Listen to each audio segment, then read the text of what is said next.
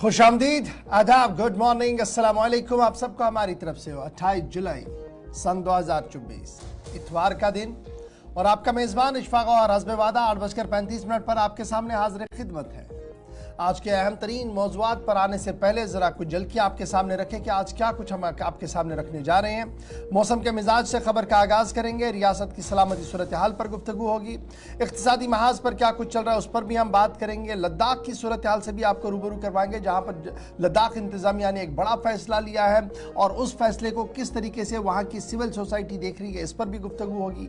आगे बढ़ेंगे तो आपको बताएंगे कि लेफ्टिनेंट गवर्नर इंतज़ामिया ने 2 बड़े फैसले लिए हैं, उन फैसलों का इतलाक़ जम्मू कश्मीर के अंदर जब होगा तो किस तरीके से नक्शा पलट सकता है। आपको एम्स जम्मू की भी सूरत हाल से रूबरू करवाएंगे और हमारे बड़े मामला के जिम्मेदार कौन, उड़ता जम्मू कश्मीर, ड्रग्स वाले मामले पर भी हमारी आज खास पेशकश आपके सामने रहेगी। उम्मीद है कि आप हमारा साथ देंगे। 9:45 बजे के आसपास हमारी फोन लाइन्स खुलेंगी और 10 मिनट कम 10 9:55 40 मिनट पर हम आपके साथ रूबरू रहेंगे। आपकी और हमारी गुफ्तगू होगी। आखिरी 10 मिनट आपके लिए हम वक्त रखेंगे जहां पर आप अपनी कॉल करके अपनी आवाज़ बुलंद करेंगे और हुकूमती इदारों तक अपनी आवाज़ को पहुंचाएंगे। ये वो मामले आज दिन भर रहेंगे, जो आज सुबह इस ट्रांसमिशन में रहेंगे, जो हम आपके साथ रखेंगे। लेकिन आप हमारे साथ इस वक्त ज्वाइन कर सकते हैं हमारी social media network Facebook, YouTube, Twitter, Instagram को और ऑफिशियल वेबसाइट www.gulistanews.in पर। खबर, तजिया, तबसरा 24/7 वहाँ पर मिलता है, लेकिन वहाँ पर आप इनबॉक्स आकर हमें मैसेज भी करते हैं, कुछ चीज़ें आप हम तक पहुँचाते हैं और जिन कोताहियों की और जिन खामियों की और आप हमें इशारा करके बताते हैं, हमारा दिल भी खुश होता है कि आप इतनी बारीकबीनी से प्रोग्रामों को देखते हैं और जिस जज्बे और जोश के साथ आप हमें तनकीद करते हैं उतने ही जोश और जज्बे के साथ हम हर बार आपके सामने हाजिर रहते हैं उन कोताहियों को दूर करने के लिए। और मुझे उम्मीद है ये जो 2 वे कम्युनिकेशन आपका और हमारा है ये और मजबूत रहेगा। फिलहाल प्रोग्राम का आज करते हैं आगाज। इतवार का दिन है, चाय की चुस्कियाँ लीजिए और हम आपको बताएंगे हिस्ट्री ऑफ द डे में आज क्या कुछ अहम तरीन हमारे नज़र के सामने आ चुका है। गौहर कुछ जो स्टूडियो में मेरे साथ मौजूद है। प्रोग्राम का आगाज करेंगे हिस्ट्री ऑफ द डे से। बहुत बहुत शुक्रिया इशफाक गौहर। तो प्रोग्राम की शुरुआत है फॉर्मेट के मुताबिक तारीख में आज के दिन के हवाले से। आज 28 जुलाई है। मुल्की और आलमी सतह पर क्या कुछ हुआ है, चंद मालूमात है, वाक़यात हैं जो हम आपकी नज़र करते हैं, उसके बाद ही बाज़ाब्ता तौर पर खबरों की शुरुआत होगी। और आज ही के दिन 28 जुलाई साल 1742 में फारस और ऑस्ट्रिया ने अमन मुआहदे पर दस्तखत किए हैं, वो आज ही का दिन था। और आज ही के दिन साल 1821 में पेरू ने स्पेन से आज़ादी का ऐलान किया, 28 जुलाई साल 1821 में। और आज ही के दिन 28 जुलाई साल 1866 में अमेरिका में पैमाइश के मीट्रिक निज़ाम को कानूनन तस्लीम किया गया है, वो आज ही का दिन था। और आज ही के दिन 28 जुलाई साल 1914 में पहली जंग अजीम का आगाज हुआ है, वो आज ही का दिन था। और आज ही के दिन साल 1976 में चीन में 8.3 शिद्दत का जलजला आया, जिसके नतीजे में 28 लाख अफराद हलाक हुए, वो आज ही का दिन था। और आज ही के दिन 28 जुलाई साल 1979 में चरण सिंह मुल्क के 5वें वजीर आजम बने, वो आज ही का दिन था। और आज ही के दिन साल 1995 में 28 जुलाई वियतनाम आसियान का रुकन बना, वो आज ही का दिन था। और आज ही के दिन साल 2001 में 28 जुलाई साल 2001 में पाकिस्तान के साबिक वजीर खारजा मोहम्मद सिद्दीकी खान कांजू का कत्ल हुआ है, वो आज ही का दिन था। और आज ही के दिन साल 2005 में निजाम शमसी के 10वें सैयारे की दरियाफत का दावा किया गया है। और आज ही के दिन 28 जुलाई साल 2005 में आयरिश रिपब्लिकन आर्मी ने अपने मुसल्लत तसादुम को रोकने का ऐलान किया, वो आज ही का दिन था।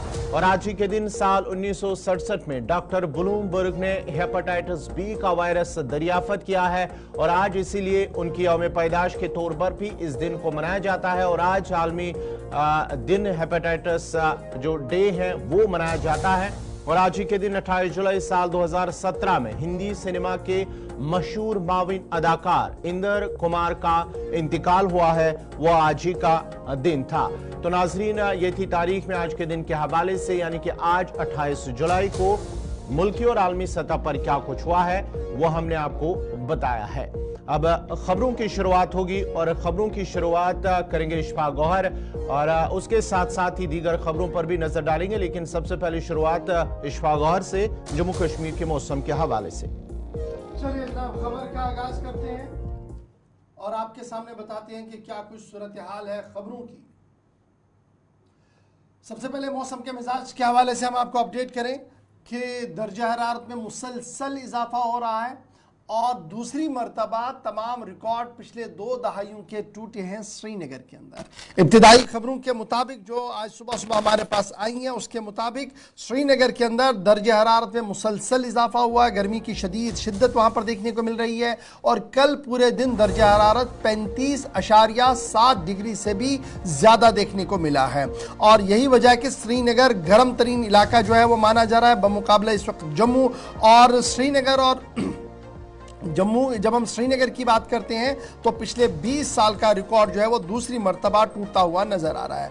मरकजी महकमे मौसमियात क्या मानना है कि 29 जुलाई के बाद बाज़ाब्ता तौर पर मौसम में थोड़ी सी राहत आ सकती है, इन्हें गर्मी की जो शदीद तपिश है उसमें कमी हो सकती है।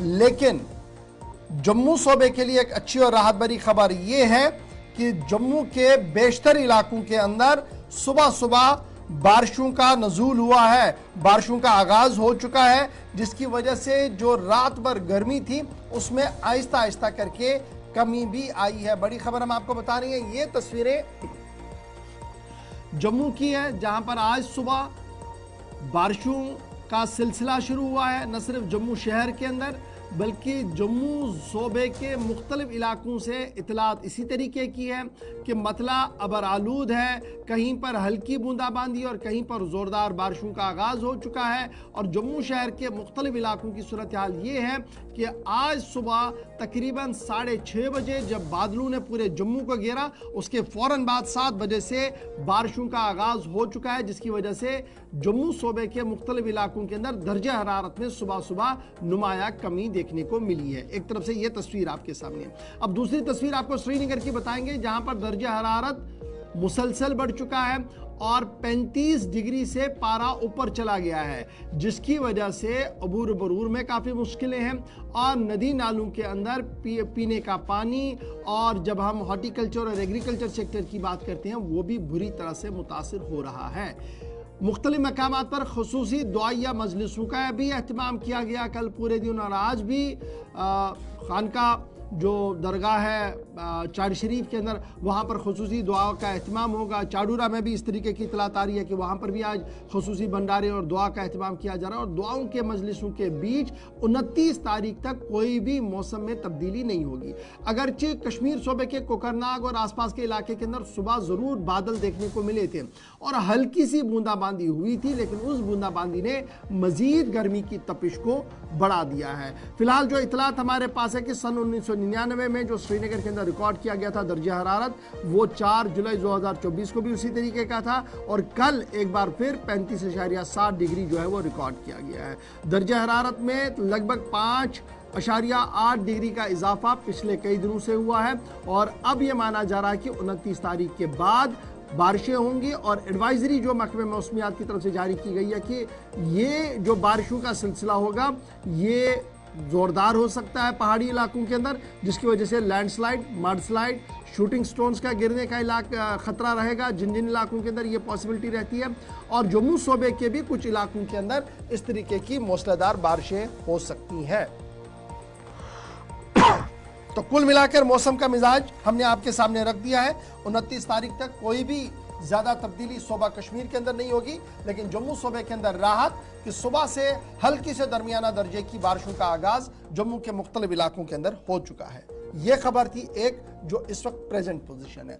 अब स्कूल और कॉलेजों के हवाले से भी खबर आपको बताते चले, जहां पर स्कूल कॉलेज दोबारा खुले हैं। वालिदैन पुरस्रार थे कि छुट्टियों का मजीद इजाफा हो या लोअर प्राइमरी के लिए हो। इस बीच जम्मू कश्मीर इंतजामिया का बड़ा बयान सामने आया है और जम्मू कश्मीर इंतजामिया ने इस बात का दावा किया कि स्कूलों के अंदर माकूल और मुनासिब इंतजाम हैं। अगरचे एयर कंडीशन का नजूल इस वक्त पॉसिबल नहीं है, ताहम यह जरूर है कि स्टेट एजुकेशन डिपार्टमेंट ने तमाम तर इंतजामात स्कूलों के अंदर किए हैं पीने के पानी की और जो क्लासरूम्स के बाहर शेड्स अगर लगानी है, यानी कहीं पर कुछ बंदोबस्त करना है कि ताकि धूप से बचा जाए, वो भी किया है। ताहम यह पॉसिबल नहीं है कि एयर कंडीशन इस वक्त लगाया जाए। ये हम समझ सकते हैं कि सरकारी स्कूलों में एयर कंडीशन नहीं लग सकता है, स्टेट एजुकेशन डिपार्टमेंट ने इसकी वजाहत कर दी। ये तो सरकार का बयान है, लेकिन जमीनी सूरत हाल है क्या? आज के दिन में गांव देहात से लेकर शहर के अंदर के स्कूलों की जब आप कहानी देखेंगे तो जितने बच्चे हैं उतने क्लासरूम नहीं है, और जितने क्लासरूम हैं उतने उससे ज्यादा बच्चे हैं, जिसकी वजह से बच्चे बाहर भी तालीम हासिल करते हैं, यानी ग्राउंड के अंदर आते हैं। अगरचे सरकार का यह दावा है कि तमाम तर इंतजाम मुकम्मल किए गए हैं, पीने का पानी का माकूल इंतजाम है, ताहम हमारे एदाद शुमार के मुताबिक आज के दिन में भी कई ऐसे स्कूल हैं जहां पर बुनियादी सतह पर सरकारी स्कूल के अंदर पीने का पानी का कोई भी निज़ाम मैसर नहीं है, और वॉशरूम जाने के लिए भी फैसिलिटियां माकूल नहीं है। ये है जब हम आपके सामने रख रहे हैं, ये दरअसल उस खबर के पस मंजर में रखना पड़ा जो कल कमिश्नर सेक्रेटरी एजुकेशन की तरफ से साफ किया गया कि जनाब बच्चे जो हैं उनके लिए सरकारी स्कूलों के अंदर माकूल इंतजाम है, क्लासरूम्स अवेलेबल है, वो अंदर रहेंगे तो निज़ाम को चलाना है। उनकी बात सही है, छुट्टियां बार बार नहीं दी जा सकती है, लेकिन जब यह दावा पेश किया गया कि तमाम स्कूलों के अंदर बुनियादी सहूलियत पीने का पानी है, तो यहां पर कंट्राडिक्ट पेश हुआ और आवाम की तरफ से सवाल पेश किया गया कि अगर ये सही है तो वो एदाद शुमार जो सिर्फ 1 माह पहले या 1.5 माह पहले स्टेट एजुकेशन डिपार्टमेंट के सामने आए थे, जिसमें सैकड़ों और दर्जनों स्कूल ऐसे हैं जहां पर बुनियादी पीने का पानी नहीं है, क्लासरूम्स के बाहर बच्चे पढ़ रहे हैं, जर्जर बिल्डिंगों के अंदर बच्चे पढ़ रहे हैं, तो ये किस तरीके का कॉन्ट्राडिक्ट है। और अफसरशाही को जरा जमीनी सूरत हाल का भी जायजा लेना चाहिए। छुट्टी ना हो ये सही बात है, तालीम कंटिन्यू रहे ये भी सही बात है, लेकिन दावे गलत पेश करने पर अवाम की तरफ से एतराज भी आया है। ये भी एक बुनियादी सवाल था जो आज उठ रहा है और सुबह से लगातार इस पर फोन कॉल्स और दीगर चीजें भी आ रही थी। तो फिलहाल खबर यही है कि स्कूल कंटिन्यू रहेंगे। सरकार का दावा कि स्कूलों के अंदर, सरकारी स्कूलों के अंदर इंतजाम बेहतर है। अवाम का सवाल यह है कि इंतजाम अगर बेहतर है तो एक बार जरा दूर दराज इलाकों के अंदर भी जाकर देखिए और शहर गांव के अंदर भी जाकर देखिए कि सरकारी स्कूलों की सूरत हाल क्या कुछ बनी हुई है। तो नाज़रीन, ये थी स्कूलों के हवाले से खबर। अब जरा बढ़ते हैं आगे, बात जरा अर्बन लोकल बॉडीज़ की भी करते हैं, क्योंकि अर्बन लोकल बॉडीज़ के हवाले से जब हम बात करते हैं तो बहुत सारे म्यूनसिपलिटीज़ हैं जहां पर स्टाफ की कमी है, अफराद क़ुव्वत की कमी की वजह से न सिर्फ लोगों को मुश्किलात पेश आ रहे हैं, बल्कि जो काम काज है दफातरों का वो भी कहीं ना कहीं मुतासिर हो रहा है। आपको बताते चले कि इस तरह की खबरें मौसूल हो रही हैं कि जितने भी म्यूनसिपल कमिटीज़ हैं, मुख्तलिफ म्यूनसिपल कमिटीज़, वहाँ पर अफरादी क़ुव्वत की वजह से न सिर्फ काम काज मुतासिर हो रहा है, बल्कि साथ ही साथ अगर हम बात करेंगे लोग जहां पर जो उन्हें उम्मीद होती है कि म्युनिसिपल हुदूद के अंदर वो काम होना चाहिए, सफाई को लेकर या दीगर जितने भी काम काज है इस म्युनिसिपलिटीज के अंदर, वो नहीं सही तरीके से हो रहा है, जिसकी वजह से वहां के लोगों को मुश्किलात पेश आ रहे हैं। और उनका मानना है, लोगों का इल्जाम है कि इंतजामिया की जानिब से, एलजी इंतजामिया की जानिब से जो काम काज है इन दफातरों के अंदर वो आर्जी बुनियादों पर चलाया जा रहा है, और साथ ही साथ एक ऑफिसर को इजाफी चार्ज दिया जाता है, जिसकी वजह से ये कामकाज मुतासर हो रहा है। जिस तरह से कहा जा रहा है कि एक ऑफिसर को अगर एक इलाके का एक ब्लॉक का काम दिया जाता है, वहां पर उसे फिर दूसरे ब्लॉक का या दूसरे तहसील के अंदर वो काम सौंपा जाता है, इजाफी चार्ज दिया जाता है, जिसकी वजह से एक ही उस इलाके का कामकाज सही तरीके से नहीं हो रहा है और लोग भी कहीं ना कहीं इससे मुतासिर हो रहे हैं। अर्बन लोकल बॉडीज जिनकी जिम्मेदारी गांव देहात के अंदर तरक्याती मंसूबों और दीगर कामों को पाई तकमील तक पहुंचाना है, लेकिन housing and urban development department की नाकिस कारकर्दगी सामने आ रही है और जराये के मुताबिक अर्बन लोकल बॉडीज बुरी तरह से इस वक्त मुतासिर हो रहा है, क्योंकि शॉर्टेज जो है, कमी जो है वो मुलाजमीन की है। और ये माना जा रहा कि ये कमी जो है ये आज की नहीं है, पिछले 20 साल से कंटिन्यूअसली इसी तरीके से इस निज़ाम को चलाने की कोशिश की गई और जो डिपार्टमेंटल प्रमोशंस हैं उसे नहीं किया गया टाइम पर, जिसकी वजह से सूरत हाल ये बनी है। अब सूरत हाल है क्या? गुज़श्ता दिनों आपको याद होगा कि अर्बन लोकल बॉडीज़ की तरफ से एक सर्कुलर जारी किया गया जो 19 जुलाई सन 2024 को जारी किया गया, जिसमें चीफ एग्जीक्यूटिव ऑफिसर्स जो सबसे बड़े अफसर म्युनिसिपल कमेटी का होता है उनके नाम हुक्म जारी किया गया कि किसकी ड्यूटी कहां पर होगी। यह सुनने के बाद आपको इस बात का इल्म होगा कि किस तरीके से आर्जी बुनियादों पर इस निजाम को चलाने की कोशिश की जा रही है, और यही वजह है कि बुनियादी सतह पर काम इन अर्बन लोकल बॉडीज का हैम्पर हो रहा है। अब देखिए क्या कुछ चल रहा है। ऑर्डर के मुताबिक जो रोस्टर जारी किया गया है, चीफ एग्जीक्यूटिव ऑफिसर पुलवामा, उसको इजाफी चार्ज दिया गया पांपोर का, यानी दूसरा चार्ज, तीसरा चार्ज ख्रू का है, यानी अब पुलवामा, पांपोर और ख्रू के लिए एक एग्जीक्यूटिव ऑफिसर होगा। अब ये कहां पर काम करेगा, एक बड़ा सवाल है। फिर आगे बढ़िएगा, इसी तरीके से जब आप एग्जीक्यूटिव ऑफिसर की बात करेंगे म्युनिसिपल काउंसिल बारामूला की, एडिशनल चार्ज सौंपा गया उनका वतरगाम उड़ी का, और 2 दिन वो वहां देंगे, उसके साथ साथ 2 दिन वहां देंगे, यानी यहां पर भी इजाफी चार्ज है। आगे बढ़ेंगे, इजाफी चार्जों का सिलसिला जब आप अनंतनाग की बात करेंगे तो यहां पर भी अनंतनाग को पहलगाम के साथ जोड़ा गया, कहा गया कि 3 दिन आप पहलगाम में दे दीजिए, बाकी आगे चलिए। ऑर्डर 14 एग्जीक्यूटिव ऑफिसर्स का हाल यही है जिनके पास एडिशनल चार्जेस दिए गए हैं, और उस एडिशनल चार्ज की वजह से बुनियादी काम जो होता है वो हो नहीं पा रहा है। ये एडिशनल चार्जेस का काम, इजाफी चार्ज देने का काम सिर्फ म्युनिसिपल कमिटीज के अंदर है। तो आप जब आप सिविल सेक्रेटरीट के अंदर देखेंगे, पावर कॉरिडोर के अंदर देखेंगे, तो एक कमिश्नर सेक्रेटरी के पास 3-3, 4-4 महकमे हैं, जिसकी वजह से एक महकमा भी पूरी तरह से फंक्शनल नहीं हो रहा है। इनर एडजस्टमेंट जो करनी चाहिए थी उस पर पूरी तवज्जो नहीं दी जा रही है। फॉर्मर चीफ सेक्रेटरीज और ब्यूरोक्रेट्स का मानना है कि जिस तरीके से निजाम को चलाने की कोशिश की जा रही है, इससे मफलूज हो जाएगा पूरा निजाम और दरहम बरहम होकर रह जाएगा जमीनी सूरत हाल पर ये सारा निजाम।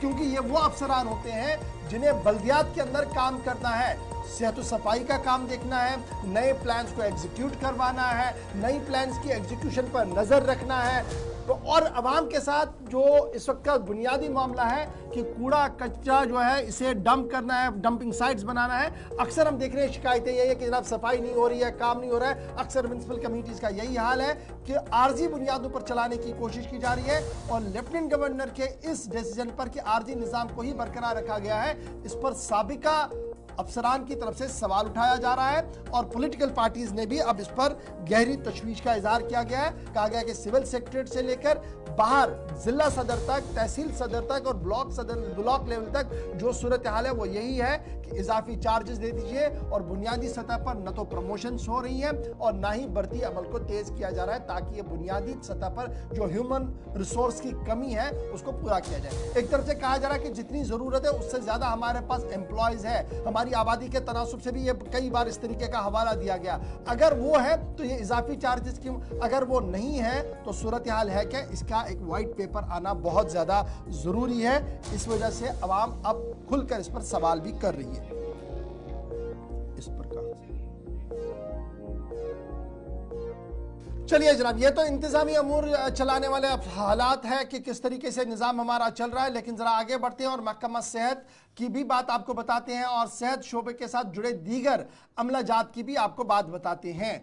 बीमारियां फूट पड़ रही हैं, गर्मी की शिद्दत बढ़ रही है, तो मुख्तलिफ बीमारियों में मुख्तलिफ इलाकों के अंदर लोग मुब्तला हो रहे हैं, और स्पेशली साउथ कश्मीर इन दिनों ज़बरदस्त सुर्खियों के अंदर है।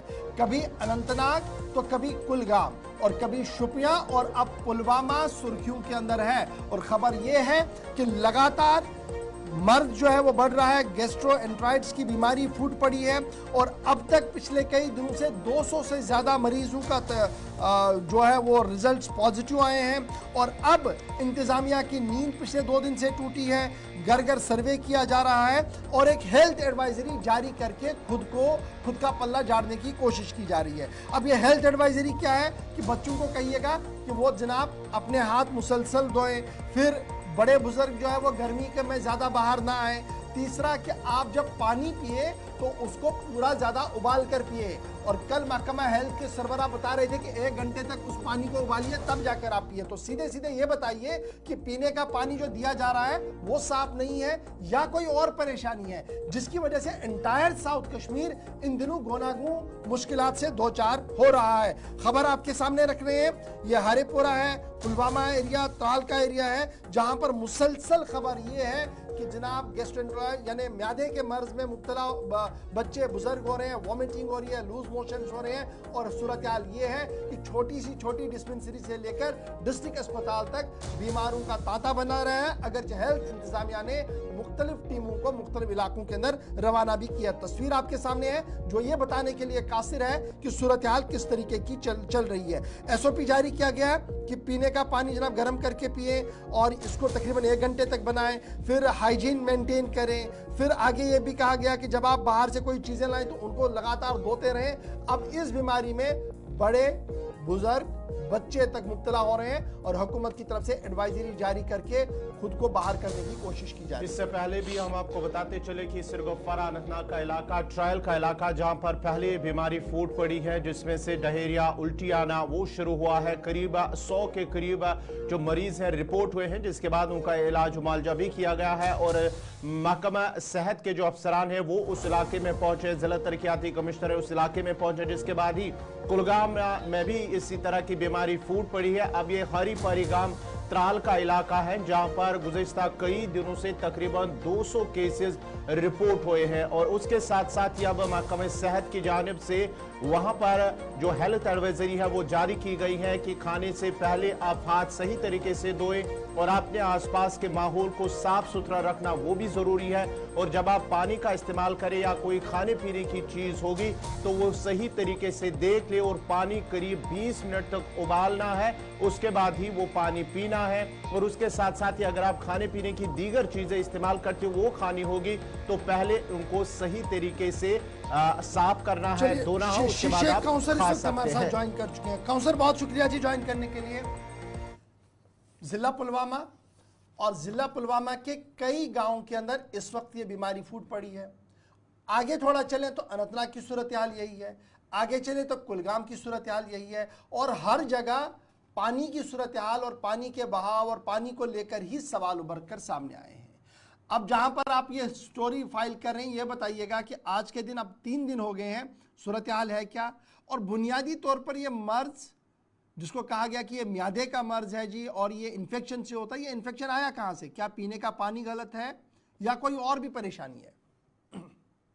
जी बिल्कुल इशफाक, आपको मैं बताना चाहूंगा कि हरीपरी गांव त्राल में कुछ दिन पहले गैस्ट्रोएंटेराइटिस बीमारी फूट पड़ने की वजह से लगभग 200 से ज्यादा लोग मुब्तला हुए हैं, जिसमें खवातीन के साथ साथ मर्द और बच्चे ज्यादातर है। तो उसके ये खबर फैलने के बाद इलाके में तशवीश की लहर दौड़ गई है। तो उसके बाद इनको नजदीकी हॉस्पिटल NTPC हरी में वहां पे ज़ेर इलाज थे। तो बताया जा रहा है कि वहां पे उनको जो जितने मतलब खास जो इसमें मुब्तला थे उनको डिस्चार्ज किया गया है, लेकिन अभी भी इक्का दुक्का पेशेंट वो वहां पे आ रहे हैं। तो लोगों का कहना है कि जो मेडिकल अमला है उन्होंने मजीद वहां पे तैनात किया है और वो वहां पे इलाके में पूरी तरह नजर बनाए हुए हैं। तो इसके साथ साथ वहां पे जो आसपास के गांव है उनमें भी जो अमला है वो वहां पे जा रहे हैं, घर घर जा रहे हैं, सर्वे कर रहे हैं, लोगों से अपील कर रहे हैं कि वो SOPs फॉलो करें जो एडवाइजरीज मेडिकल डिपार्टमेंट। लेकिन सवाल यही है ना, ये तो एडवाइजरीज की बात है, लेकिन बुनियादी वजह क्या कि एंटायर साउथ कश्मीर, पुलवामा यही सूरत हाल है, अनंतनाग में यही सूरत हाल है, कुलगाम में यही सूरत हाल है, इवन शुपियां के भी कुछ इलाकों के अंदर इस तरीके की सूरत हाल बनी हुई है। एंटायर साउथ के अंदर एक दिन छोड़ के दूसरे दिन किसी इलाके से खबर आ रही है। बुनियादी वजह आज के दिन में क्या कुछ बताई जा रही है ये? जी बिल्कुल, जब हमने वहां पे लोगों के साथ बात की तो उन्होंने इल्जाम आयद किए हैं कि ये गंदे पानी पीने की वजह से ये जो बीमारियां ये फूट पड़ी है।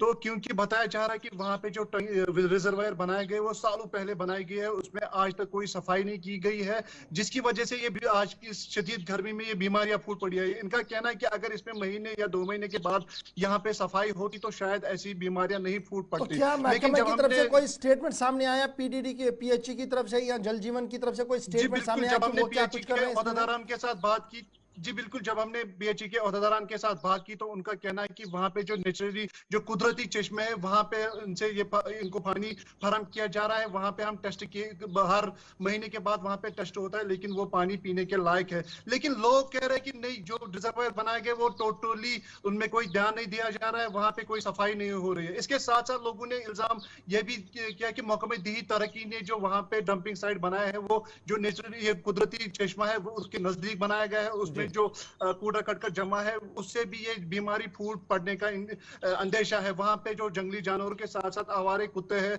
वो भी उससे भी बीमारी फूट पड़ते हैं। तो हमने भी देखा कि जब हम किसी इलाके में जाते हैं तो जहां पे भी हमने देखा जो महकमा दी तरक्की ने डंपिंग साइट बनाए हैं वहां पे जो कूड़ा करकट जमा है वहां पे लेकिन ये बड़ा इंपॉर्टेंट है ना, महकमा दी तरक्की का डंपिंग साइट के साथ क्या है, जब ये अर्बन लोकल बॉडीज का काम है, म्युनिसिपल कमेटी त्राल का काम है कि उनकी डंपिंग साइट को देखना, तो रूरल डेवलपमेंट को क्यों इसमें घसीटा गया है? ये काम क्या डाइवर्ट किया गया है वहां पर कि रूरल डेवलपमेंट डिपार्टमेंट इस डंपिंग साइट को देखे?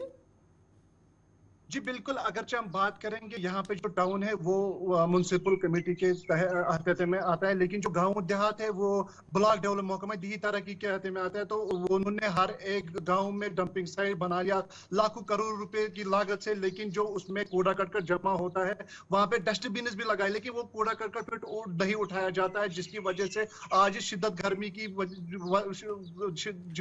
में ये बीमारियां फूट पड़ी है।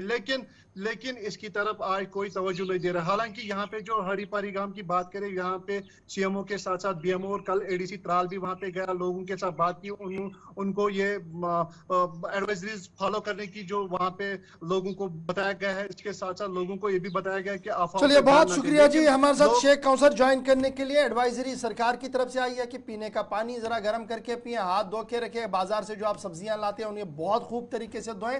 लेकिन सवाल यह है कि एंटायर साउथ कश्मीर के मुख्तलिफ इलाकों के अंदर इस तरीके की यरकान जैसी सूरत हाल या गैस्ट्रो जैसी प्रॉब्लम्स क्यों हो रही है? क्या वाकई तौर पर पीने के पानी की जो सप्लाई है वो सही नहीं है, हमारे जो रिजर्वियर्स हैं उनमें सफाई नहीं है, या कोई और परेशानी है जिसकी और पूरी तौर तवज्जो देने की जरूरत है? जिनमें एक ये भी है कि अक्सर आबी पनागाहों के नजदीक ये डंपिंग यार्ड्स बनाए गए हैं, जिसकी वजह से आज जब 35-37 डिग्री तक पारा चला गया है तो सूरत हाल इस तरीके की आई है। एक बड़ा सवाल आपके सामने है, इंतजामिया के सामने, और मुझे उम्मीद है जब हम फोन कॉल्स खोलेंगे तो आप इस पर जरूर बात करेंगे। छोटा सा ब्रेक होगा, यहां पर ब्रेक के उस पार आएंगे तो फटाफट से आपको स्मार्ट सिटीज का हाल बताएंगे, फिर लेफ्टिनेंट गवर्नर एडमिनिस्ट्रेशन ने एक फैसला लिया उस पर भी गुफ्तगू करेंगे, और फिर अपने उस बड़े मंसूबे पर आएंगे कि आखिर उड़ता जम्मू कश्मीर और जिम्मेदार कौन, या ड्रग्स वाले मामले पर भी आएंगे, बताएंगे आपको क्या कोई सूरत हाल है ग्राउंड जीरो से। लेकिन छोटा सा ब्रेक यहां पर।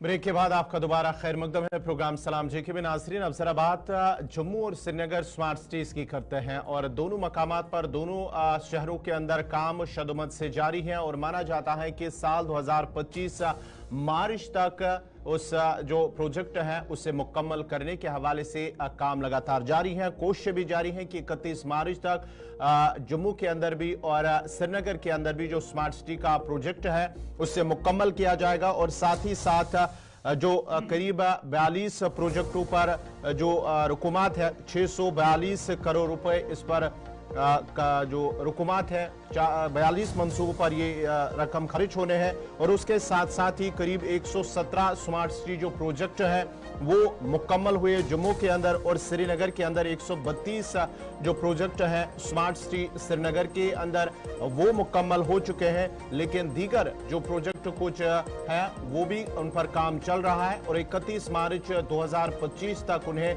मुकम्मल करना है, जिन पर काम लगातार जारी है। तफसीलात के लिए हम सीधा श्रीनगर चलते हैं, जहां हमारे साथ है हमारे सीनियर साथी सईद तजम्मुल हमारे साथ जुड़ चुके हैं।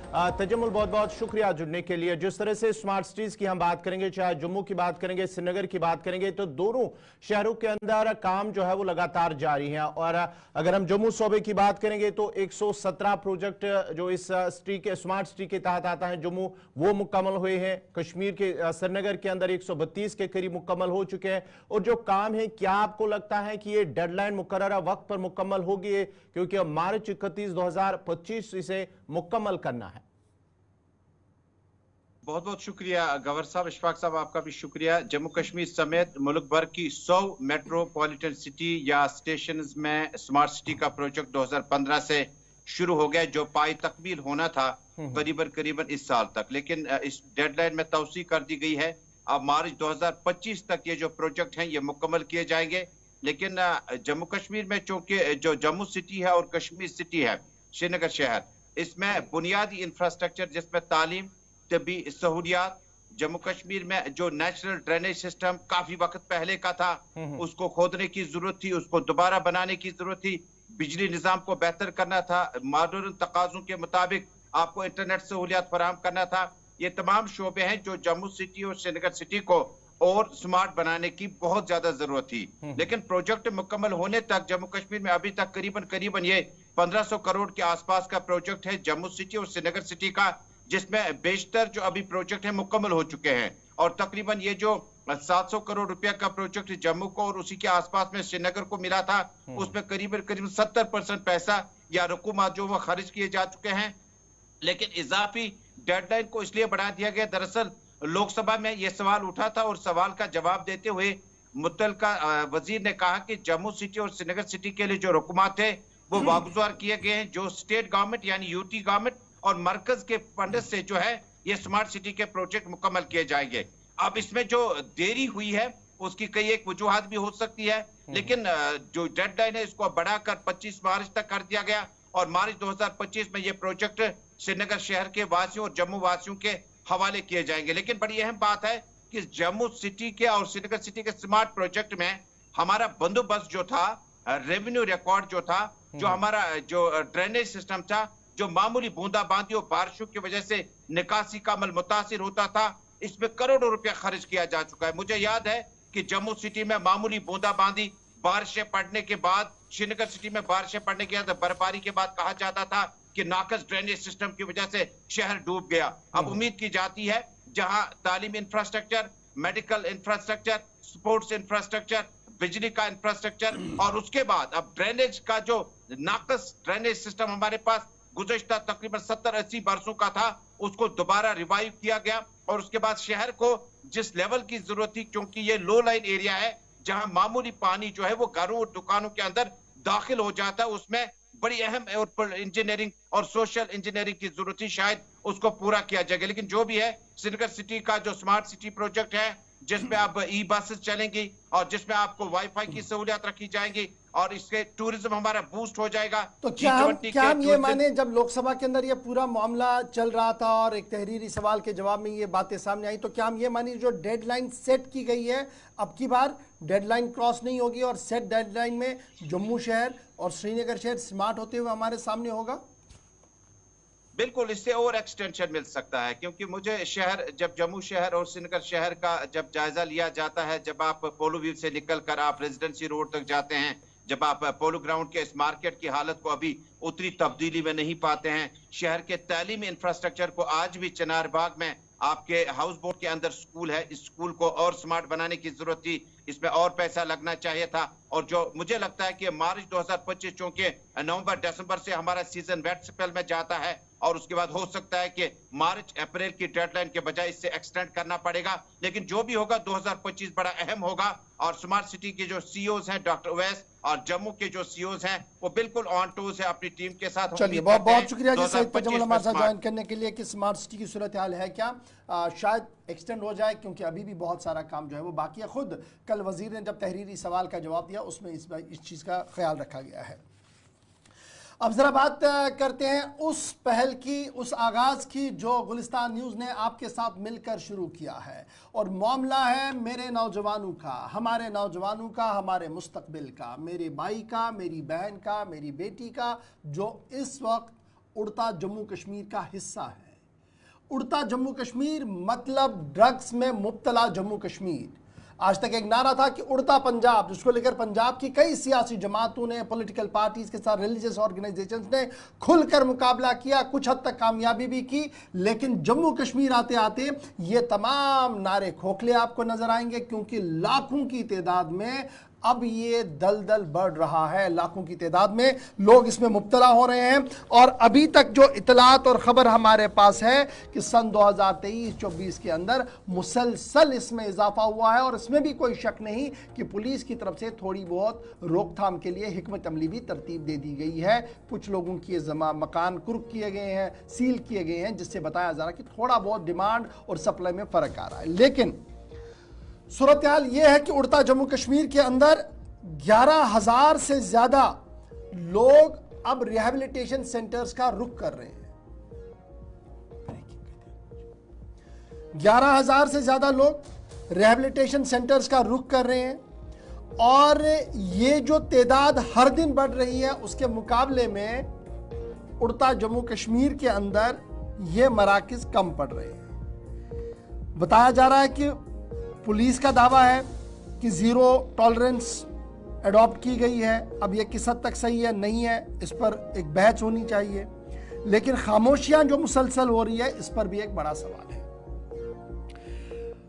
थोड़ी सी बात आपके सामने रखते हैं, ये उड़ता जम्मू कश्मीर और जिम्मेदार कौन है। ये जब हम इस पहल को लेकर चले हैं तो पंजाब से ज़्यादा कश्मीर में मंशियात का इस्तेमाल हो रहा है। ये हम नहीं बता रहे हैं, ये सर्वे आपको हम बता रहे हैं जो मुख्तलिफ अंजुमनों और इदारों की तरफ से किया जा रहा है, जो बैरूनी रियासत है। जम्मू कश्मीर मंशियात का गढ़ बन चुका है, क्योंकि 5वें पायदान पर सरकार खुद मान रही है जब रैंकिंग शुरू की गई। तो मंशियात की मार्केट में हीरोइन, कोकीन, ब्राउन शुगर दस्तयाब है। ये वो परेशानी है जो मेरे जम्मू कश्मीर के अंदर दस्तयाब है। और मंशियात की मार्केट में हीरोइन, कोकीन और ब्राउन शुगर दस्तयाब है। ये हम तब आपको बता रहे हैं जब आप फ्रॉम द हॉर्सेस में, थोड़ी देर में आप सुनेंगे ये।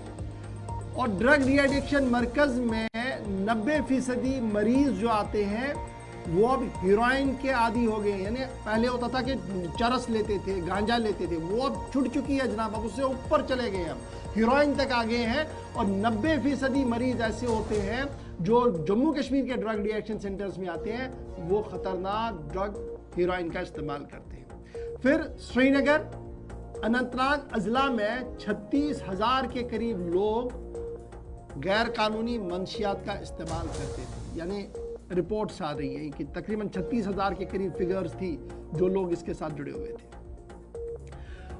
और रोजाना जो ये मार्केट है ये तकरीबन 3.5 करोड़ रुपए का मंशियात इस्तेमाल होता है। रोजाना मार्केट, जम्मू कश्मीर के मार्केट के अंदर 3 करोड़ से ज्यादा मंशियात का इस्तेमाल होता है। 3 करोड़ पर डे इंटू 30 फिर इंटू 12 कीजिएगा तो आपको पता लगेगा कि अरबों का धंधा है ये। इस अरबों के धंधे में पैसा कहां से बढ़ता होगा उसका ख्याल रखिएगा। पुलिस ने मुख्तलिफ हिस्सों से करोड़ों रुपए की मंशियात भी जब्त की, चाहे वो जम्मू सूबा हो, कश्मीर सूबा हो, इसमें कोई शक नहीं है। लेकिन मंशियात जब्त करने के बाद उन बड़े डीलर्स को क्यों नहीं बेनकाब किया गया, क्यों नहीं प्रेस कॉन्फ्रेंस में सामने रखा गया कि he is the main culprit. जो लाता था इस बैरूनी रियासत के आदमी से ला रहा था, इसका ताल्लुक यहाँ पाकिस्तान से है, मुल्क की किसी, दुनिया के किसी भी कोने से था। आज तक कोई भी आदमी पेश नहीं किया गया ये बताते हुए कि जनाब ये मेन ड्रग डीलर है। पेडलर को आप पकड़ते हैं, इसमें कोई शक नहीं है। पेडलर हर दिन हम जम्मू कश्मीर की पुलिस वेबसाइट पर देखते हैं, लेकिन आज तक भी कोई नारकोटिक फोर्सेस की तरफ से प्रेस कॉन्फ्रेंस नहीं की गई जिसमें यह कहा गया कि he is the man behind the all crime. जिस तरीके से आप कह रहे हैं कि ये जी लश्कर का आदमी है, ये जैश का आदमी है जिसको हमने मारा है, जिसको हमने पकड़ा है, लेकिन यहाँ पर वो बड़े टॉप कमांडर्स, वो टॉप ब्यूरो, वो टॉप हीरोज जो हैं इस माफिया के, वो अभी तक भी बेनकाब नहीं हो रहे हैं। इसीलिए सवाल पूछा जा रहा है कि इस उड़ते जम्मू कश्मीर के अंदर जिम्मेदार कौन है। और इस उड़ते जम्मू कश्मीर के अंदर जहां पर मेरी माँ, मेरी बहन, मेरी बेटी, मेरा बच्चा इन्वॉल्व हो रहा है, हम खामोश क्यों हैं?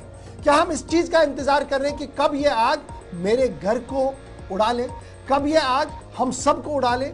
या अब ये हमारी जिम्मेवारी है कि मेरे पड़ोस में लगी आग को बुझाना है, उस बच्चे को दिल से लगाना है, गले से लगाना है, उसकी मुश्किलों में उसका साथ देकर उसको इस दलदल से बाहर निकालना है, न कि एक कंप्लीट डिनाइल में जाना है। एक बड़ा सवाल आज के दिन में।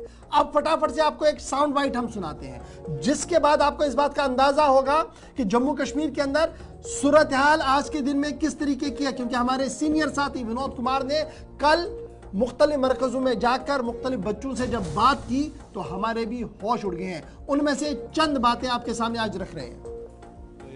मेरे को ड्रग यूज़ करते यही कोई 6 साल हो गए। स्टार्टिंग में सर मेरा यही था कि मैं मतलब अपने से बड़े दोस्तों के साथ मेरा साथ था, वो ये सब यूज़ करते थे, तो मैंने भी मतलब ट्राई के चक्कर में मतलब मज़ा लेने के चक्कर में ट्राई किया।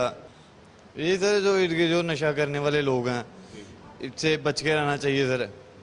हाँ, मेरा यही था सर, मैं स्टार्टिंग में अपने से बड़े दोस्तों के साथ रहता था, उनके साथ मैंने यूज़ किया तो मेरे को मतलब मैं अब एडिक्ट बन चुका हूँ। मेरे को 7 साल हो गए यूजिंग में। तो मैं यही मैसेज देना चाहता हूँ सर कि मतलब जो आने वाली न्यू जनरेशन है, जो अभी के बच्चे हैं, वो मतलब थोड़ा ध्यान रखें, गलती से भी ये सब चीज़ें यूज़ ना करें, नशे से दूर रहें। प्रण लेता हूँ मैं कि मैं अब नहीं करूँगा। बंदा नशे में माँ को माँ नहीं समझता, बाप को बाप नहीं समझता, अपनी फैमिली को फैमिली नहीं समझता।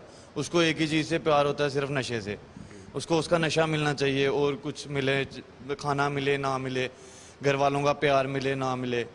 मेरी खुद की इच्छा थी सर, मैं तंग आ गया था सर नशा कर करके। मेरी खुद की इच्छा थी नशा छोड़ने की, इसलिए मैं डी एडिक्शन सेंटर में आया। मैं सर तंग आ गया था नशा कर करके। मैं इंजेक्ट कर रहा था सर, और अब तो लास्ट टाइम ये हुआ था कि ना मैं मतलब इंजेक्ट कर पाता था, मेरी कोई नर्व नहीं मिलती थी, ना ही मैं अपने आप को इंजेक्ट कर पाता था। मैं बहुत तंग आ गया सर। घर पे चोरियां वगैरह ये वो, ना घर वालों को धोखा दे रहा था, ना मतलब हर तरह की सर बुरी चीज़ मैंने की, नशा मतलब चोरी की। ये कहानियां अब हम आपको बताएंगे एक एक करके सारी, क्योंकि एक डिटेल एनालिसिस हमारी तरफ से भी हो रहा है, और जो फीडबैक आपकी तरफ से आ रहा है उसके लिए आपका बहुत बहुत शुक्रिया कि आप इस आवाज़ के साथ जुड़ रहे हैं, और आहिस्ता आहिस्ता करके इस आवाज़ को एक मोमेंट, एक तहरीक बनानी है। और ये तहरीक हमने नफ़रत की नहीं बल्कि मोहब्बत की बनानी है। उन लोगों के लिए मोहब्बत की तहरीक बनानी है जो इस दलदल में है, और इन्फोर्समेंट एजेंसीज को इतना मजबूर करना है कि वो उन बड़े डीलर्स से पर्दा हटाए जिनके ऊपर ये पूरा माफिया चलता है। और यही वजह है कि कई बार पुलिस पर सवाल उठ रहे हैं कि जनाब ये छोटे छोटे प्लग्स तो आप कर रहे हैं, लेकिन जो मेजर फॉल्ट है, जो 330 केवी के साथ आगे बढ़ रहा है, 550 किलोवाट की स्पीड से आगे बढ़ रहा है बिजली का करंट, इसको जब तक आप डिस्कनेक्ट नहीं करेंगे तब तक ये करंट हमारे साथ फैलता रहेगा। उम्मीद है कि पुलिस भी आज अपना काम करेगी। सियासी जमातें, पॉलिटिकल पार्टीज की खामोशी एक बड़ा सवाल मेरे लिए है, और फिर मजहबी पेशवा जिन्होंने अब सिर्फ जुम्मे के खुतबे तक एक आधी लाइन में इसको रोल ऑन किया है, शायद ये काफ़ी नहीं है। हमने अपने मराकज़ के अंदर, अपने खानकाहों के अंदर, अपनी मस्जिदों के अंदर, अपने हलकों के अंदर खुलकर उन लोगों की निशानदेही करनी होगी और उनके साथ मोहब्बत के साथ आना होगा, एक। और दूसरा बड़ा सवाल यह है कि जब हमारी मजहबी पेशवा चंदा लेते हैं तो वो ज़रा आज इस बात का फैसला करें कि मैं जिस आदमी से चंदा ले रहा हूं, क्या ये पैसा ड्रग्स का तो नहीं है और मेरे इदारे में आ रहा है सिर्फ इसलिए कि ये वाइट कॉलर बने, ये लगे कि यार ये बहुत दान देने वाला आदमी है। इस पर हमें गहराई के साथ सोचने की जरूरत है। बहरहाल ये तो मेरी तमहीदी अल्माज थे, लेकिन ज़रा डॉक्टर साहब के पास चलेंगे। आज हमारे साथ डॉक्टर उमर जान साहब हैं, और पिछले काफ़ी दिनों से बल्कि काफ़ी सालों से इस पूरे मामले पर गहरी नज़र भी रख रहे हैं। डॉक्टर उमर जान साहब, बहुत बहुत शुक्रिया वक्त निकालने के लिए, और गुलिस्तान न्यूज़ की इस मुहिम को आगे बढ़ाने में जिस तरीके से आप हमारे साथ आज जुड़े हैं, आपका बहुत बहुत शुक्रिया। ये जो छोटी सी बात हमने बताई कि जनाब आंखों का लिहाज ख़त्म होता है, शर्म व हया ख़त्म हो जाती है, क्राइम बढ़ रहा है, चोरियां हो रही है, मैं नहीं अब बता रहा हूं, अब ये वो लोग बता रहे हैं जो इसके साथ जुड़े हुए हैं। आप कंटिन्यूसली इन पेशेंट्स को देख रहे हैं, इनकी साइकी को समझ रहे हैं। क्या यह हादसाती तौर पर यहाँ तक पहुंचे हैं, या ये एक मुनज़्ज़म साजिश है जिसका शायद हमें भी इल्म नहीं था और इन्हें भी इल्म नहीं है? पहले तो अस्सलाम वालेकुम। मैं पहले मुबारकबाद देना चाहता हूँ गुलिस्तान न्यूज़ को कि उन्होंने ये सीरीज स्टार्ट की है जिसकी बहुत शिद्दत की ज़रूरत है। जी आई थिंक कि एक अवेयरनेस प्रोग्राम ही एक ऐसी चीज़ है जो हम कर सकते हैं, घर घर जाके लोगों को अवेयर करें। और जब से आपने ये सीरीज स्टार्ट किया मेरे को भी अच्छे इनपुट्स मिल रहे हैं मेरे खुद के डिस्ट्रिक्ट से, जहाँ पे मैं काम करता हूँ, डिस्ट्रिक्ट गांधरबल में, तो इसका इफेक्ट हो रहा है। तो मैं आपकी सीरीज को फॉलो कर रहा हूँ कि मैं सुन रहा हूँ कि आपके पैनल पे जो है आ रहे हैं, डॉक्टर्स आ रहे हैं, साइकोलॉजिस्ट आ रहे हैं, वो अपना विजन, वो अपना परसेप्शन बोल रहे हैं। मैं आज के मौजू पे दो चीजें बोलना चाहूंगा जो बहुत ही डीपली कनेक्टेड है इस नशे के साथ, जिसका ऑब्वियसली आप हम खुल के भी नाम बोल सकते हैं, उड़ता कश्मीर, जहां पे हम हर एक परेशान है। देखिए, जब हम डायरेक्टली पेशेंट के साथ मिलते हैं, 1 to 1 अपने कैबिन में मिलते हैं, हर एक पेशेंट की अपनी स्टोरी है। किसी ने सिगरेट से स्टार्ट किया, हेरोइन पे पहुंच गया, किसी ने डायरेक्ट हेरोइन पे स्टार्ट किया, किसी ने चरस से स्टार्ट किया, और हर एक की अपनी स्टोरी है। कोई अनएम्प्लॉयमेंट का नारा देता है, कोई डोमेस्टिक इशू का नारा देता है, कोई मैरिटल इशू का नारा देता है, और कहीं एकेडमिक फेलियर का नारा देता है, कहीं कहीं सोहबत का असर जो बोला जाता है उसका नारा देता है। या तो हम बोलते हैं कि कश्मीर में जी भाई 30 साल से टर्मोइल चल रहा है, उसके बाद आर्टिकल 370 हो गया, कोविड हो गया, हम तो फंस गए, हम नशा कर रहे हैं। लेकिन मैं इन चीजों को नलिफाई करता हूं, क्योंकि मेरे भी कई दोस्त रह चुके हैं, मैं भी दिल्ली में रहा हूं, वो भी कभी अल्कोहल लेते, मैंने नहीं लिया। अगर मैं किसी इंसान को बोलता हूं 2 और 2 5 होते हैं और वो एक्सेप्ट करता है, वो तो उसकी बेवकूफी है, क्योंकि वो मेरी बात से इन्फ्लुएंस होता है। सो अगर कोई भी इंसान किसी भी चीज को लेके इजीली इन्फ्लुएंस हो जाता है, दैट मीन्स हम समझते हैं कि कहीं ना कहीं एक मेंटल कंपोनेंट, एक साइकोलॉजिकल कंपोनेंट इन्वॉल्व है। अगर हम ग्रास रूट की बात करें, जो बेसिक चीज है इस सब्सटेंस अब्यूज को लेके, ये मेंटल हेल्थ डिसऑर्डर है। जब हम एक पेशेंट को सामने बिठाते हैं, हम उसको रीजंस पूछते हैं, हम एक उसकी पर्सनल असेसमेंट करते हैं, उसकी पर्सनालिटी को असेसमेंट करते हैं, हमको पता चलता है ये बंदा, ये पेशेंट जो हमारे पास बैठा है, ये कहीं ना कहीं पिछले टाइम में 1 साल में 2 साल में एक साइकेट्रिक बीमारी का शिकार था। कहीं एंजाइटी थी, कहीं डिप्रेशन था, कहीं बाइपोलर अफेक्टिव डिसऑर्डर था, जहां इसने अपना इलाज ना करके दाएं बाएं जाके दूसरी दवाइयों का इस्तेमाल करके सब्सटेंस अब्यूज में पहुंच गया। मैं आपको एक अच्छी सी पिक्चर दूंगा। 2022 की बात है, 2022 की बात है। मेरे क्लिनिक पे एक लड़की आती है जो कि 27-28 साल की लड़की है, एंजाइटी लेके आती है, और हम इलाज उसका स्टार्ट करते हैं तो अल्हम्दुलिल्लाह 5-6 हफ्ते में पेशेंट ठीक हो जाता है। तो मैं उसको बोल के जाता हूं कि बेटा देखो, आपको अब 2-3 महीने बाद आना है, दवाई छोड़ना नहीं, कोई भी दिक्कत हो ये दवाई लेना, कोई भी दिक्कत हो ऐसे यूज करना।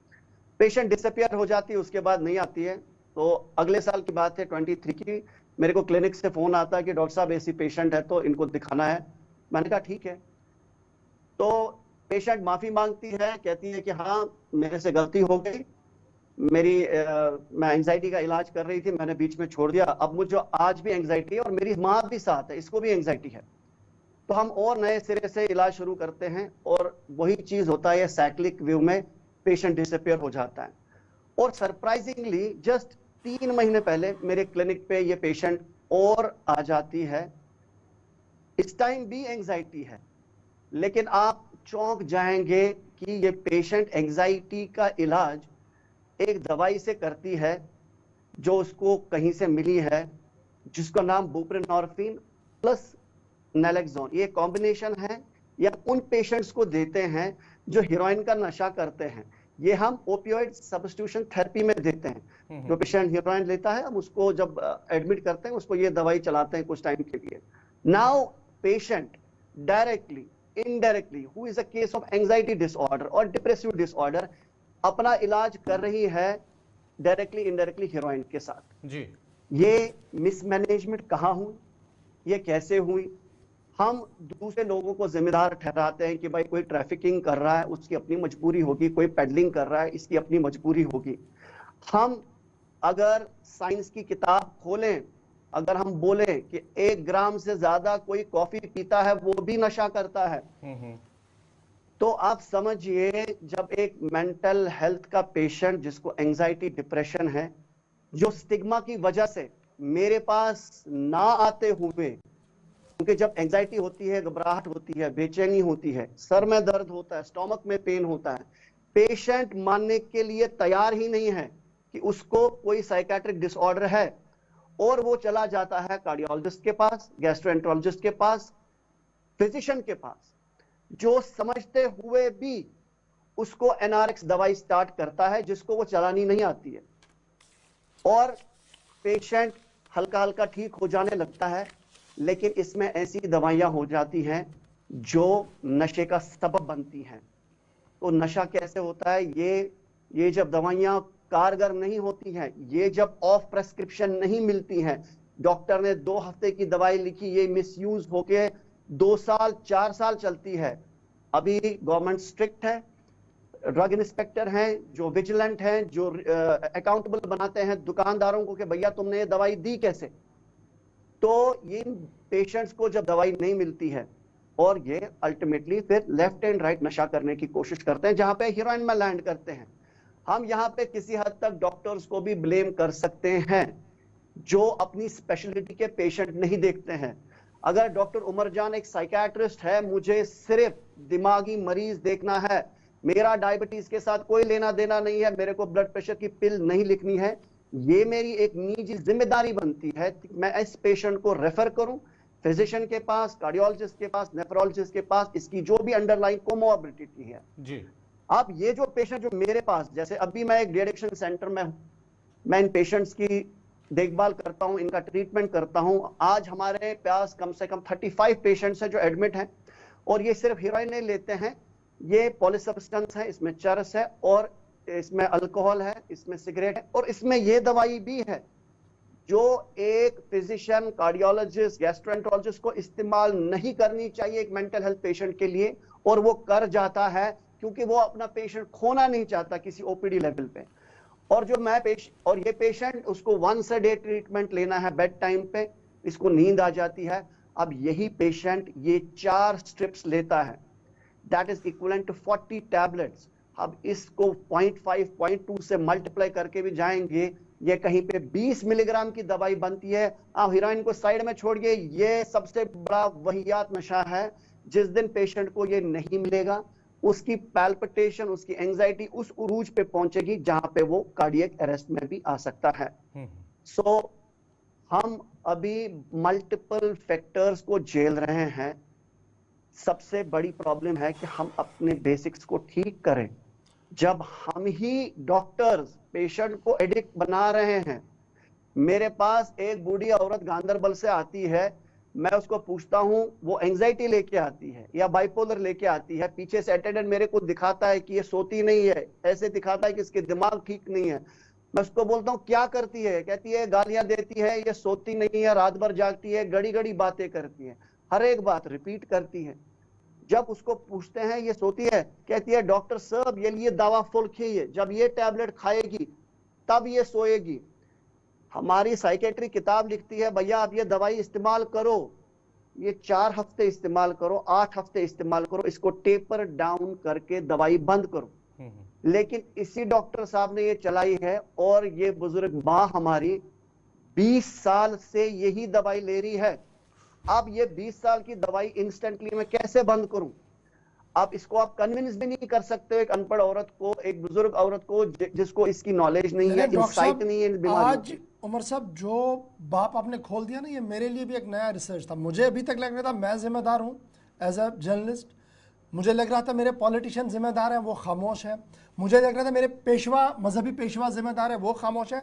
आज आपने एक और बाप इसमें ऐड कर दिया कि मेरे डॉक्टर साहिबान जो डायरेक्टली इनडायरेक्टली कुछ ऐसी दवाइयाँ लिखते हैं सिर्फ इसलिए कि उनका पेशेंट उनके साथ टिका रहे और उनका नाम बना रहे कि जनाब इसका फ़र्क हो रहा है। ये भी एक ड्रग का इशू बन गया है, और ये डायरेक्टली आपके सेंटर में नहीं आ रहा है, ये वो वाला नहीं है जो इंजेक्ट कर रहा है, ये घर बैठे आराम से ड्रग कर रहा है। ये एक नई थ्योरी आज मेरे सामने आई है, और इसके बाद मेरे सामने भी बड़े अल्फाज अब कम पड़ रहे हैं कि अब हम कहाँ पर प्लग करें, कैसे कैसे पर प्लग करें।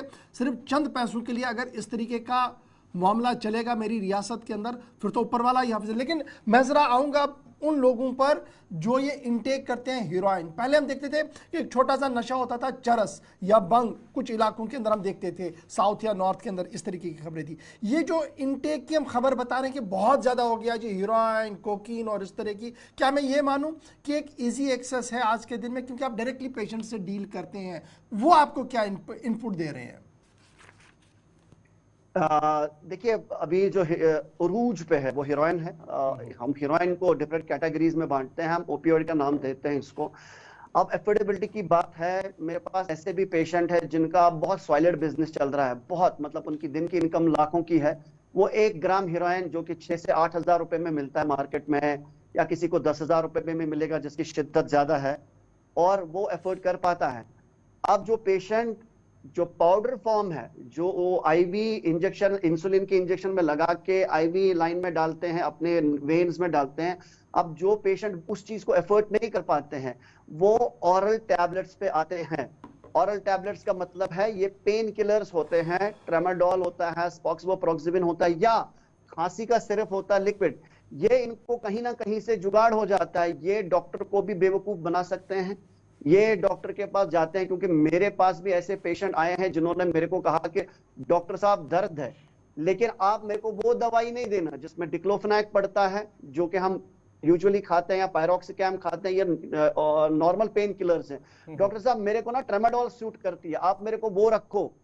तो पेशेंट कभी कभी मांगते हैं, तो अपने पैसे की अफोर्डेबिलिटी के हिसाब से जिसके जितना खर्चा होगा वो कोशिश करते हैं। अब हीरोइन अभी अरूज पे है, हीरोइन का सबसे ज्यादा इस्तेमाल होता है डिफरेंट फॉर्म्स में, पाउडर फॉर्म में, लिक्विड फॉर्म में, टैबलेट फॉर्म में, और ये सबसे स्ट्रॉन्गेस्ट पेन किलर माना जाता है जो कैंसर की पेन भी रिलीव करे।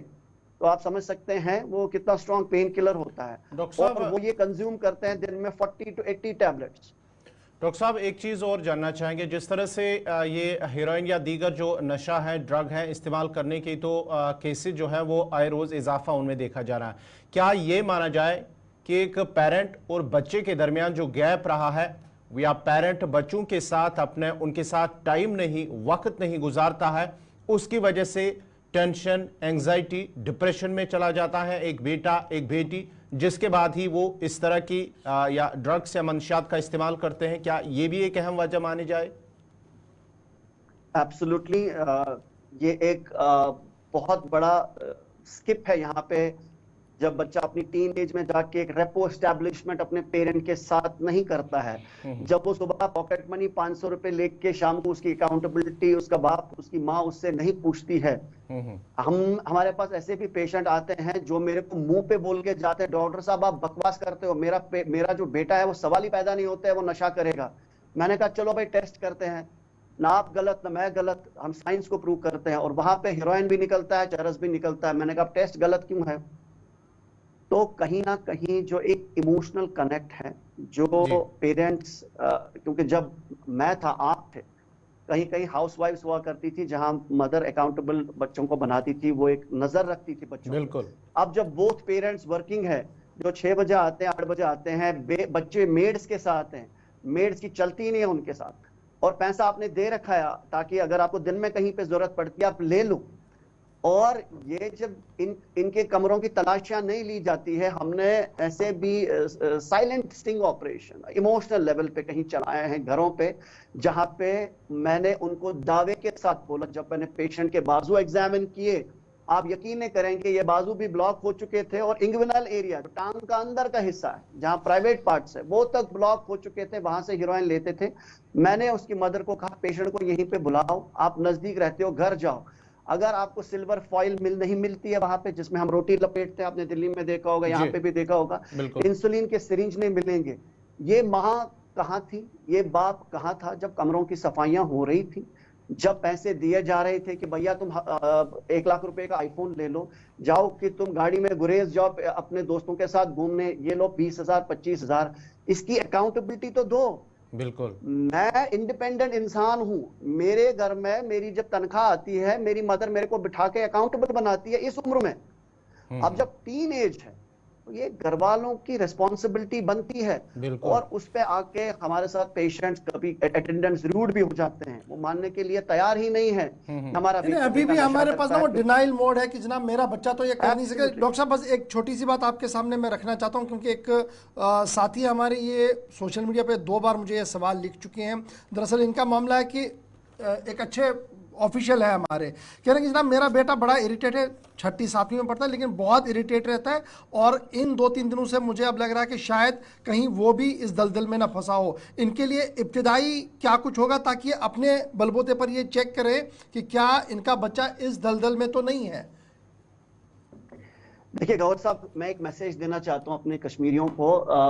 हमको शायद पता ना हो, अगर हम एक कंट्री की बात करें भूटान की, वहां पे जो पेशेंट्स नशा करते हैं, जो लोग नशा करते हैं उनको हम पेशेंट समझते हैं जी, अपने भाई समझते हैं, अपनी पॉपुलेशन समझते हैं, अपने भटके हुए नौजवान समझते हैं। जो पेडलर होते हैं, जो तस्करी करते हैं, उनको सजा होती है।